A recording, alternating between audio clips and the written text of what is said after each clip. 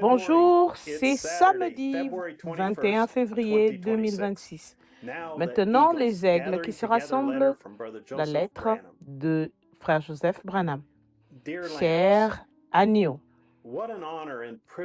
quel honneur et quel privilège que de dire nous sommes les agneaux de Dieu, à qui il a envoyé son septième ange messager, pour les appeler à sortir et pour le nourrir de sa manne cachée, emmagasinée.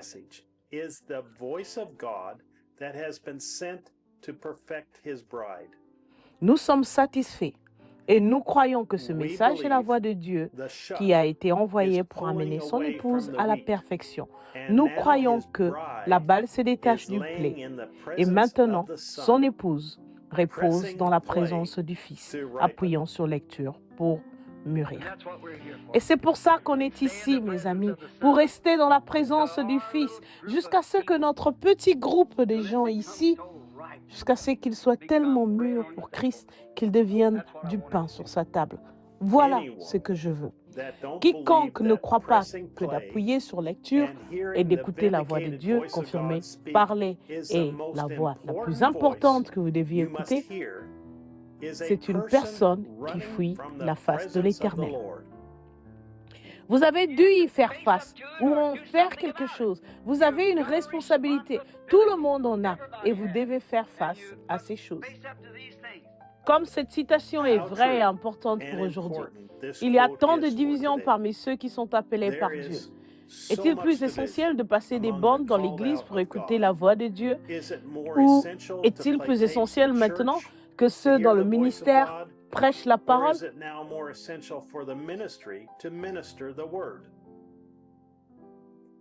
Dieu a appelé et placé le ministère ici pour garder la parole devant les gens.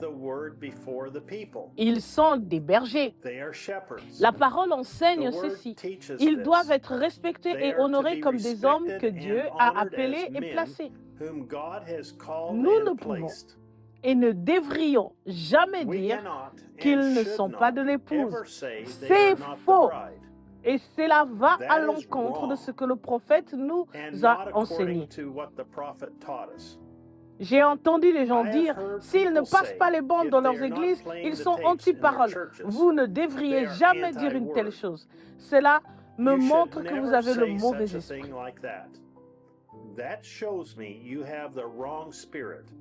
J'ai entendu que d'autres ont dit, ils doivent tous écouter la diffusion en direct avec le Branham Tabernacle, sinon ils sont en dehors de la volonté de Dieu.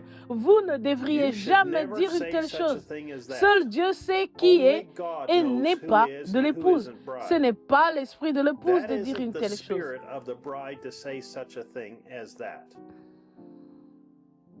Même des gens qui écoutent la diffusion en direct avec le Branham Tabernacle disent, si vous allez dans une église pour écouter les bandes et que vous n'écoutez pas la diffusion en direct dans vos maisons, vous êtes dans l'erreur.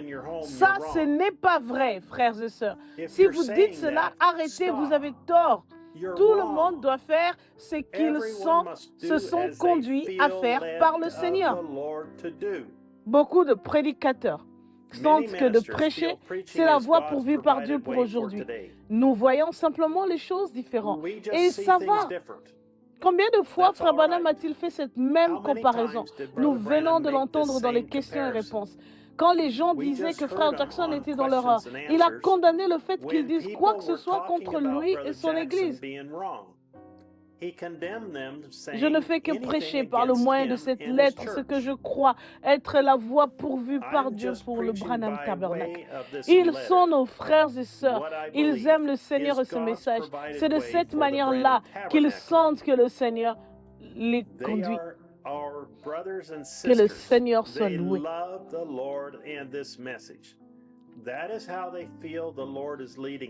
Ils voient cela d'une manière et nous le voyons d'une autre. Et ça va.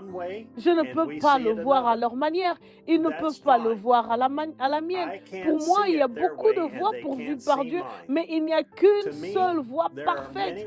Et pour moi, c'est d'appuyer sur lecture. Ma prière, c'est que je ne sois pas mal compris ici. Imposer les mains et prier pour les gens, c'est 100% en accord avec la parole. Oindre d'huile et prier pour les malades, c'est la parole de Dieu selon les Écritures. Frère Branham a prêché et nous a enseigné que ces deux choses-là sont la parole. Mais je veux la voie parfaite de Dieu qu'il a pourvue. Croire simplement parce que Dieu l'a dit, c'est ce que je m'efforce de faire. Mais là, quand la guérison, c'est seulement la miséricorde de Dieu que lui, par ses meurtrissures, vous avez été guéri. Bon, premièrement, la parole le dit. Cela devrait être suffisant. Mais si vous ne le croyez pas dans la parole, alors il y a des dons dans l'Église, comme des hommes qui savent comment enseigner cela, poussés par l'inspiration, qui rendront cela tellement clair pour vous. C'est et la foi pour croire. Je crois aux 5 ministères. Je crois aux hommes appelés de Dieu à prêcher et à enseigner la parole. Mais je crois que d'écouter la voix de Dieu sur le banc est la voix de Dieu parfaite pour moi. En écoutant les bandes, je n'ai même pas à comprendre. Il me suffit de croire chaque parole que j'entends. Il n'y a aucune personne, aucun prédicateur, aucun autre endroit où je puisse aller, où je crois chaque parole et où je peux placer ma destination éternelle si ce n'est sur les bandes. Jamais auparavant, depuis le commencement du monde, Dieu a-t-il donné à son peuple l'occasion et la capacité d'écouter eux-mêmes sa voix parler de bouche à oreille. Chaque mystère est révélé sur les bandes.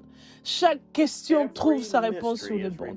Tout ce dont l'épouse a besoin pour être amenée à la perfection est sur les bandes. Chaque parole prononcée sur les bandes est la parole de Dieu. Il se peut que je ne comprenne pas ou que je ne sois pas capable de tout expliquer, mais je n'ai pas à le faire. Il me demande seulement de dire Amen à chaque parole. Et les bandes sont le seul endroit où je puisse faire cela.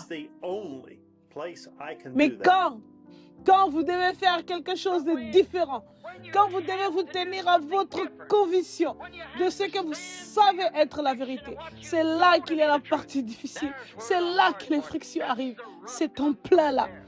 Je crois de tout mon cœur que nous sommes dans la volonté parfaite de Dieu et sur le navire en route vers Ninive.